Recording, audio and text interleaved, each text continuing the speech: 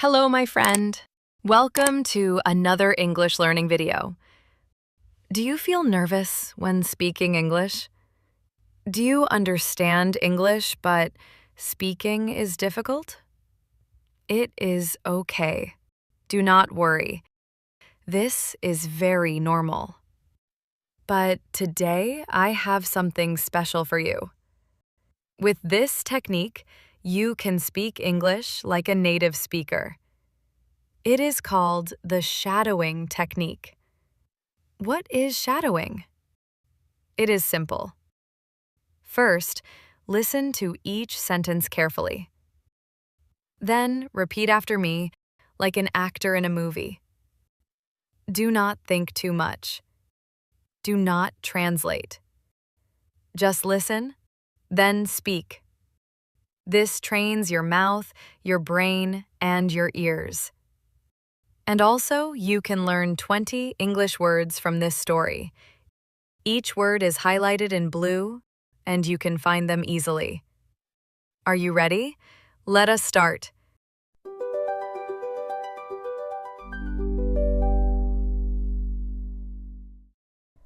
My name is Sarah. This is a story about my amazing adventure in Canada. I am a young woman from the USA. I work as a software engineer. I write computer programs every day. I work very hard. My family is ordinary, not rich, not poor, just normal people who love each other. One morning, I went to my office.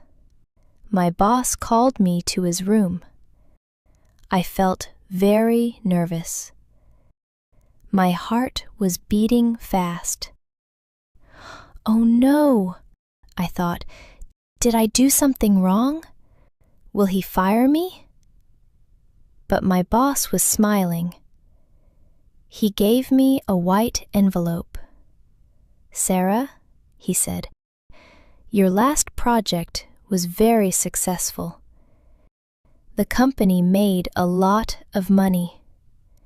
This is a reward for your hard work. I opened the envelope slowly. Inside was a plane ticket. A vacation to Canada for 4 days. I couldn't believe it. I was so excited. I had never been to Canada before. I arrived at Toronto Airport in Canada. But I had a big problem. The airport was huge. I felt confused. Where should I go? I looked at my phone for hotel information, but I couldn't find the right direction. I walked around with my heavy luggage. I was getting tired and worried. Then a young man saw me. He looked about my age. He had kind eyes and a friendly smile. Are you lost? He asked. You look confused. Yes, I said. I can't find my hotel. Let me help you, he said. His name was Alex. He helped me find a taxi to my hotel. I was so grateful. Thank you so much, I said. No problem, Alex replied. Enjoy your stay in Canada. The next day, I went to see Parliament Hill. It's a famous place in Ottawa. The buildings were beautiful. I took many photos. While I was walking, I saw a small ceremony. A Canadian soldier was changing the guard. Many tourists were watching. The soldier wore a red uniform. It was very impressive. I felt happy watching this special moment. Canada was more beautiful than I imagined. After Parliament Hill, I got lost again. I took the wrong bus. I didn't know where I was. The sun was getting low. I felt worried. I stood at a bus stop, looking at my map. Suddenly, someone said, "Sarah, is that you?" I looked up. It was Alex, the same young man from the airport. What a coincidence! "Alex," I said, "I'm lost again." He laughed. "Don't worry, I know this city very well. Come, I'll help you." We both realized something strange. We kept meeting by accident. Maybe it was destiny. Alex took me to a nice ice cream shop. We ordered different flavors. I chose strawberry. He chose chocolate. "Tell me about yourself," Alex said. I told him about my job, my family, and my life in America. He told me about his work as a photographer. He loved taking pictures of nature.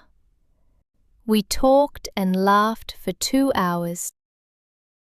I felt comfortable with him. He was funny and kind. We had many things in common. Before we left, we exchanged phone numbers.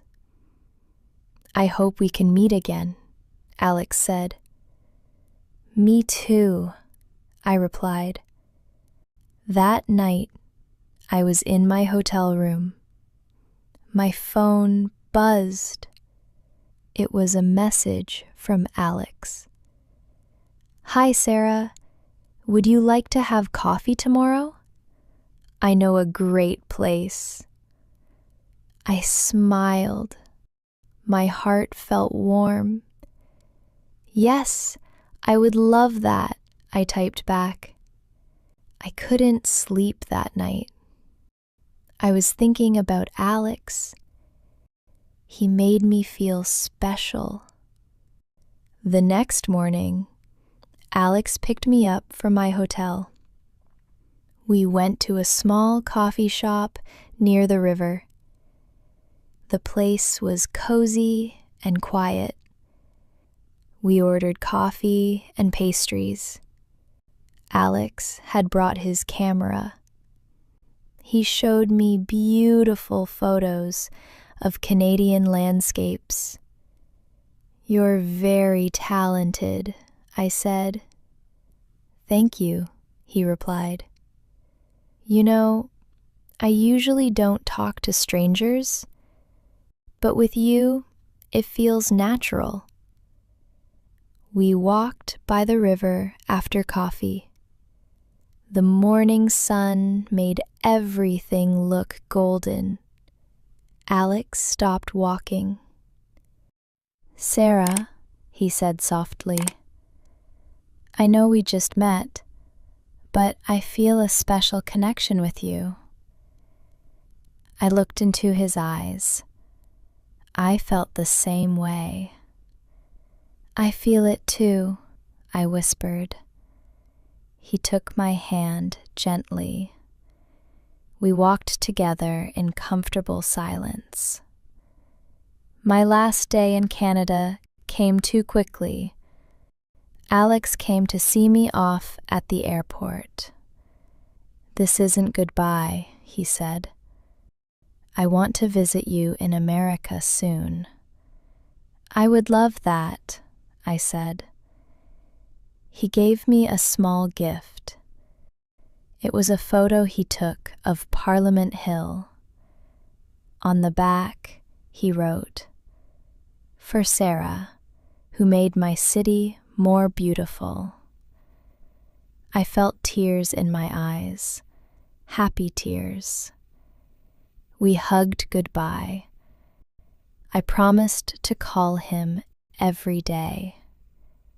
On the plane back to America, I looked at Alex's photo.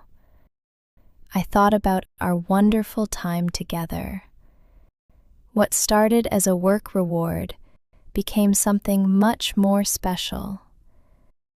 Sometimes the best adventures happen when we least expect them. Sometimes strangers become the most important people in our lives. I couldn't wait to see Alex again. My Canadian adventure was just the beginning of our story.